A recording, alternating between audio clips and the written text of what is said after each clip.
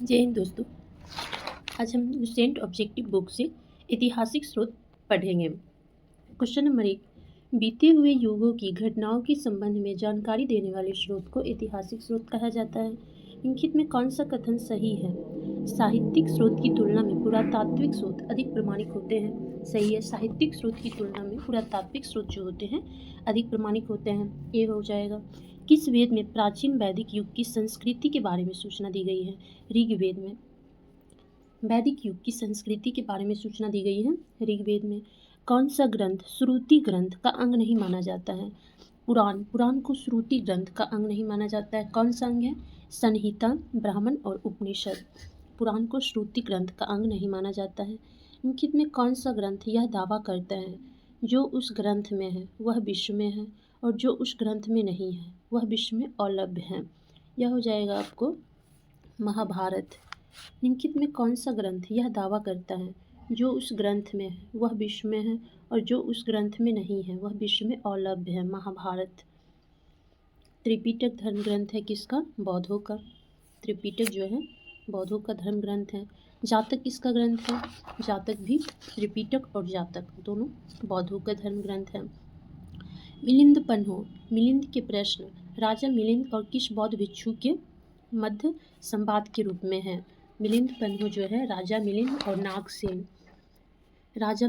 नागसेन के संवाद के रूप में है। किसकी तुलना मैकियावेली के प्रिंस से की जाती है? कौटिल्य के अर्थशास्त्र की तुलना मैकियावेली के प्रिंस से की जाती है। कौटिल्य के अर्थशास्त्र में किस पहलू पर प्रकाश डाला गया है? राजनीतिक नीतियों पर प्रकाश डाला गया है। कलहन की पुस्तक का क्या नाम है? राजतरंगिणी कलहन का पुस्तक है।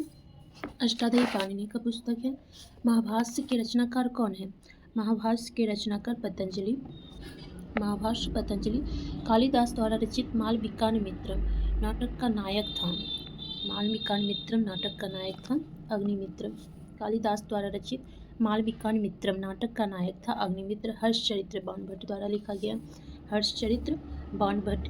विक्रमांक चरित्र के रचनाकार बिलहन है। विक्रमांक चरित्र के रचनाकार बिलहन। चंद्रबर दाई द्वारा रचित ग्रंथ का नाम है पृथ्वीराज रासो।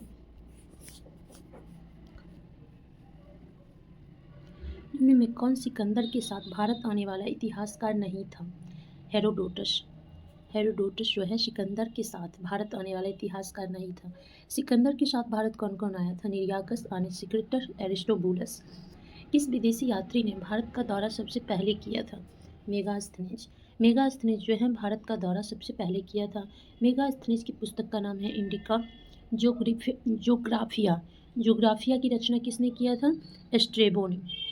जियोग्राफिया की रचना एस्ट्रेबो ने किया था। प्लिनी की पुस्तक का नाम है नेचुरल हिस्टेरिया प्लिनी की पुस्तक। पेरिप्लस ऑफ द एरिथ्रियन सी, इस पुस्तक के बारे में जानकारी नहीं है। अज्ञातनामा यूनानी लेखक कोई है, वो लिखा है। फायान कहाँ का निवासी है? फायान चीन का है। फायान किसके शासनकाल में भारत आया था? फायान जो है चंद्रगुप्त द्वितीय। फायान चंद्रगुप्त द्वितीय के शासनकाल में भारत आया था। हर्षवर्धन के समय में कौन सा चीनी यात्री भारत आया था? ह्वेनसांग।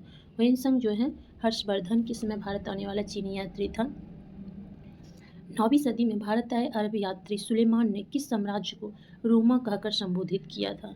सुलेमान जो है पाल जो है साम्राज्य उसको रुहमा कहकर संबोधित किया। सुलेमान पाल साम्राज्य को रुहमा कहकर संबोधित किया। अलबर्नी किसके शासनकाल का इतिहासकार है? अलबर्नी महमूद गजनबी के शासनकाल का इतिहासकार था। यात्री इब्न बतूता कहाँ से आया था? इब्न बतूता मोरक्को यात्री था। दक्षिणी अफ्रीकी यात्री इब्न बतूता किसके शासनकाल में भारत आया था? इब्न बतूता जो है मोहम्मद बिन तुगलक के शासनकाल में भारत आया था। इब्न बतूता मोहम्मद बिन तुगलक के शासनकाल में भारत आया था। फारस के सुल्तान मिर्जा शाहरुख के राजदूत अब्दुल रज्जाक ने किस विजयनगर सम्राट के शासनकाल में विजयनगर की यात्रा की थी? अब्दुल रज्जाक जो है देवराय द्वितीय। फारस के मिर्जा शाहरुख अब्दुल रज्जाक ने देवराय द्वितीय के शासनकाल में विजयनगर की यात्रा की थी। देवराय द्वितीय। भारतीय पुरातत्व सर्वेक्षण की स्थापना किसके द्वारा कब की हुई थी? 1784 में। भारतीय पुरातत्व सर्वेक्षण 1861। भारतीय पुरातत्व सर्वेक्षण आर्कियोलॉजिकल सर्वे ऑफ इंडिया 1861 में स्थापित की गई। भारतीय पुरातत्व सर्वेक्षण की स्थापना 1861। भारतीय पुरातत्व सर्वेक्षण 1861। भारतीय पुरातत्व का जनक अलेक्जेंडर कनिंघम को कहा जाता है। अलेक्जेंडर कनिंघम को भारतीय पुरातत्व का जनक 1861 में अलेक्जेंडर कनिंघम। निम्नलिखित विद्वानों में हड़प्पा सभ्यता का खोजकर्ता कौन था? दयाराम साहनी। हड़प्पा सभ्यता का खोजकर्ता दयाराम साहनी। हड़प्पा सभ्यता की खोज हुई थी 1921 में। सिंधु घाटी सभ्यता को खोज निकालने में जिन दो भारतीयों का नाम जुड़ा है वे हैं दयाराम साहनी और अखालदास बनर्जी। सिंधु घाटी सभ्यता को खोज निकालने में जिन दो भारतीयों का नाम जुड़ा है वे हैं दयाराम साहनी और अखालदास बनर्जी। हड़प्पा और मोहनजोदड़ो की पुरातात्विक खुदाई के प्रभारी थे सर जॉन मार्शल। हड़प्पा और मोहनजोदड़ो की पुरातात्विक खुदाई के प्रभारी सर जॉन मार्शल। न्यूमिस्मेटिक सिक्कोवा धातुओं का अध्ययन है। एशिया माइनर स्थित बोगाजकोई का महत्व इसलिए है कि वहाँ से जो अभिलेख प्राप्त हुए हैं उनमें 4 वैदिक देवताओं। एशिया माइनर स्थित बोगाजकोई का महत्व इसलिए है कि वहाँ से जो अभिलेख प्राप्त हुए हैं उनमें 4 वैदिक देवताओं इंद्र, वरुण, मित्र और नक्षत्र का उल्लेख मिलता है। अशोक के शिलालेखों को पढ़ने वाला प्रथम अंग्रेज था जेम्स प्रिंसेप। अशोक के शिलालेख को पढ़ने वाला प्रथम अंग्रेज जेम्स प्रिंसेप। अशोक के अधिकांश अभिलेख किस भाषा और लिपि में हैं? प्राकृत व ब्राह्मणी। अशोक के अधिकांश अभिलेख जो हैं प्राकृत व ब्राह्मणी, प्राकृत भाषा और ब्राह्मणी लिपि में है। कहाँ से अशोक के द्विभाषीय गिर्क एवं आर्माइक अभिलेख प्राप्त हुए हैं? सर एकुना, कंधार से।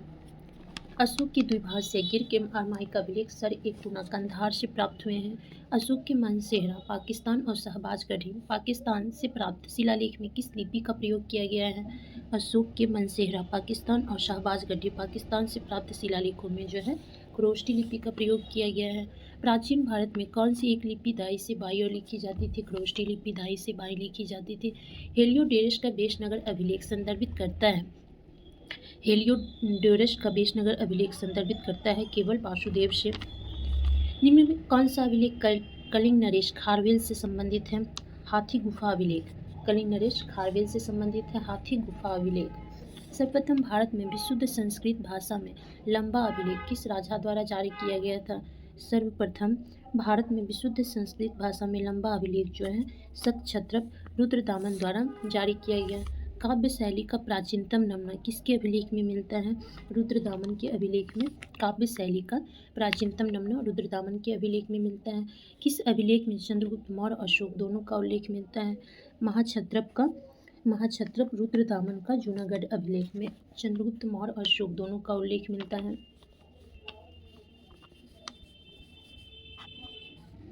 समुद्रगुप्त की सैनिक उपलब्धियों का वर्णन उसके किस अभिलेख में मिलता है? समुद्रगुप्त की सैनिक उपलब्धियों का वर्णन प्रयाग स्तंभ लेख में मिलता है। समुद्रगुप्त की सैनिक उपलब्धियों का वर्णन प्रयाग स्तंभ लेख में मिलता है। प्रयाग प्रशस्ति अभिलेख का लेखक हरिसेन किस शासक का दरबारी कवि था? समुद्रगुप्त का। मेहरौली दिल्ली स्थित लोह स्तंभ का निर्माण किस सदी में हुआ था? चतुर्थ सदी में। मेहरौली दिल्ली स्थित लोह स्तंभ का निर्माण जो है चतुर्थ सदी में हुआ था। प्रयाग प्रशस्ति अभिलेख का लेखक हरिसेन समुद्रगुप्त का दरबारी कवि था। दिल्ली के मेहरौली के कुबतुल इस्लाम मस्जिद के प्रांगण में स्थित दिल्ली के मेहरौली के कुबतुल इस्लाम मस्जिद के प्रांगण में स्थित प्रसिद्ध लोह स्तंभ किसकी स्मृति में है? कुबतुल इस्लाम मस्जिद चंद्रगुप्त फर्स्ट की स्मृति में है। चंद्र हो जाएगा। सती प्रथा का पहला पुरातात्विक उल्लेख कहाँ मिलता है? एरन अभिलेख शासक भानुगुप्त से। सती प्रथा का पहला पुरातात्विक उल्लेख मिलता है एरन अभिलेख से। एरन अभिलेख का संबंध किस शासक से है? भानुगुप्त से है। ऐहोल प्रशस्ति का रचयिता रवि कीर्ति। ऐहोल प्रशस्ति का रचयिता रवि कीर्ति किस चालुक्य शासक का दरबारी कवि था? रवि कीर्ति जो है पुलकेशिन द्वितीय का दरबारी कवि था। हर्ष एवं पुलकेशिन द्वितीय के मध्य हुए संघर्ष की जानकारी कहाँ से मिलती है? ऐहोल अभिलेख से।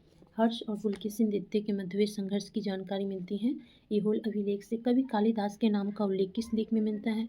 कवि कालिदास के नाम का उल्लेख ऐहोल के उत्कीर्ण लेख से मिलता है। अभिलेखों को ऐतिहासिक प्राकथन के साथ प्रारंभ करने की परंपरा का सूत्रपात किसने किया था? ये किया था राजराजा फर्स्ट ने। अभिलेखों को ऐतिहासिक प्राकथन के साथ प्रारंभ करने की परंपरा का सूत्रपात राजराजा फर्स्ट ने। अभिलेखों को ऐतिहासिक प्राकथन के साथ प्रारंभ करने की परंपरा का सूत्रपात राजराज फर्स्ट ने किया। कहाँ से प्राप्त अभिलेख में महासभा की कार्यप्रणाली के विषय में विस्तृत जानकारी मिलती है? उत्तर मेरू। महासभा की कार्यप्रणाली के विषय में विस्तृत जानकारी मिलती है उत्तर मेरू अभिलेख से। उत्तर मेरु से प्राप्त अभिलेख में महासभा की कार्य प्रणाली के विषय में विस्तृत जानकारी मिलती है। भारत में सिक्कों का प्रचलन कब प्रारंभ हुआ था? भारत में सिक्कों का प्रचलन 600 ईस्वी पूर्व में प्रारंभ हुआ था। सिक्कों का प्रचलन भारत में प्राचीनतम मुद्रा माना जाता है आहत सिक्के को। प्राचीनतम मुद्रा आहत सिक्कों को। भारत में सर्वप्रथम स्वर्ण मुद्राएं किसने जारी किया था? सर्वप्रथम स्वर्ण मुद्राएं जो है भारत में इंडो बैक्ट्रियन ने जारी किया था। सर्वप्रथम स्वर्ण मुद्राएं इंडो बैक्ट्रियन ने। सोने के सर्वाधिक शुद्ध सिक्के कुषाणों ने जारी किए थे। सोने के सर्वाधिक स्वर्ण सिक्के कुषाणों ने जारी किए थे। सोने के सर्वाधिक शुद्ध सिक्के कुषाणों ने जारी किए थे। सर्वप्रथम स्वर्ण मुद्राएं जो हैं इंडो बैक्ट्रियन ने जारी किए थे। सोने के सर्वाधिक शुद्ध सिक्के कुषाणों ने जारी किए थे। सातवाहनों के समय में मुद्रा सर्वाधिक किस धातु के बने थे? सातवाहनों के समय जो है मुद्रा शीशा के बने होते थे। किसने बड़ी पैमाने पर स्वर्ण मुद्राएं चलाई थी? कुषाण शासकों ने। बड़ी पैमाने पर स्वर्ण मुद्राएं कुषाण शासकों ने। सातवाहनों के समय में मुद्रा किस धातु के बने होते थे? शीशा का बना होता था। सर्वाधिक शुद्ध सिक्के कुषाणों ने जारी किए थे। सर्वाधिक शुद्ध सिक्के। भारत में सर्वप्रथम स्वर्ण मुद्राएं जो है इंडो बैक्ट्रियन के द्वारा। सोने के सर्वाधिक सिक्के किस काल में जारी किए गए थे? सोने के सर्वाधिक सिक्के जो हैं गुप्त काल में जारी किए गए थे। सोने के सर्वाधिक सिक्के और शुद्ध सिक्के कुषाण काल में जारी किए थे और सर्वाधिक सिक्के जो जारी किए गए थे गुप्त काल में। किस स्थल से रोमन सिक्के मिले हैं? अरिकमेडो से जो है रोमन सिक्के मिले हैं। सोने के सर्वाधिक सिक्के जो हैं गुप्त काल में जारी किए गए हैं। भीमबेटका किस लिए प्रसिद्ध है? गुफाओं के शैल चित्र के लिए भीमबेटका प्रसिद्ध है। प्राचीन काल में भारत के लोग बर्मा को किस नाम से जानते थे? स्वर्ण भूमि के नाम से जानते थे। बर्मा को स्वर्ण भूमि के नाम से जानते थे। भारत के लोग बर्मा को जो है प्राचीन काल में स्वर्ण भूमि के नाम से जानते थे। अंकोर वाट का मंदिर कहाँ स्थित है? अंकोर वाट का मंदिर कंबोडिया में स्थित है। प्लिनी की मूल कृति नेचुरल हिस्ट्री किस भाषा में रचित है? लैटिन में। प्लिनी की मूल कृति नेचुरल हिस्ट्री जो है लैटिन में है। चचनामा सिंध का इतिहास है और मूल रूप से किस भाषा में लिखा गया है? चचनामा जो है अरबी भाषा में लिखा गया है। चचनामा सिंध का इतिहास है और मूल रूप से किस भाषा में लिखा गया है? चचनामा अरबी भाषा में चचनामा को लिखा गया है। भारत के सांस्कृतिक इतिहास के संदर्भ में इतिवृत्तों, राजवंशीय इतिहासों तथा वीर गाथाओं को कंठस्थ करना किसका व्यवसाय था? भारत के सांस्कृतिक इतिहास के संदर्भ में इतिवृत्तों, राजवंशीय इतिहासों तथा वीर गाथाओं को कंठस्थ करना किसका व्यवसाय था? मागध का। सांस्कृतिक इतिहास के संदर्भ में इतिवृत्तों, राजवंशीय इतिहासों और वीर गाथाओं को कंठस्थ करना मागध का व्यवसाय था। चीनी यात्री संयुगन ने भारत यात्रा की थी 518 से 522 तक। संयुगन ने भारत यात्रा की थी 518 से 522 तक। महाभारत युद्ध के लिए 3101 ईस्वी पूर्व तिथि का उल्लेख निम्नलिखित में किस अभिलेख में हुआ है? महाभारत युद्ध के लिए 3101 ईस्वी पूर्व तिथि का उल्लेख जो है पुलकेशिन द्वितीय के ऐहोल अभिलेख। महाभारत युद्ध के लिए 3101 ईस्वी पूर्व तिथि का उल्लेख पुलकेशिन द्वितीय का ऐहोल अभिलेख में हुआ है। रवातक अभिलेख संदर्भित है कनिष्क से। रवातक अभिलेख जो है संदर्भित है कनिष्क से। रवातक अभिलेख। भारतवर्ष के लिए इंडिया शब्द का प्रयोग किसने किया था? भारतवर्ष के लिए इंडिया शब्द का प्रयोग हेरोडोटस के द्वारा किया गया था। इंडिया शब्द का प्रयोग किसने ब्राह्मणी एवं ख्रोष्टी लिपियों को उद्वाचित किया था? जेम्स प्रिंसेप ने ब्राह्मणी और ख्रोष्टी लिपियों को उद्वाचित किया था। निम्नलिखित में से प्राचीन भारत की कौन सी लिपि दाहिने से बाईं ओर लिखी जाती थी? ख्रोष्टी लिपि। Thank you. Please like and subscribe.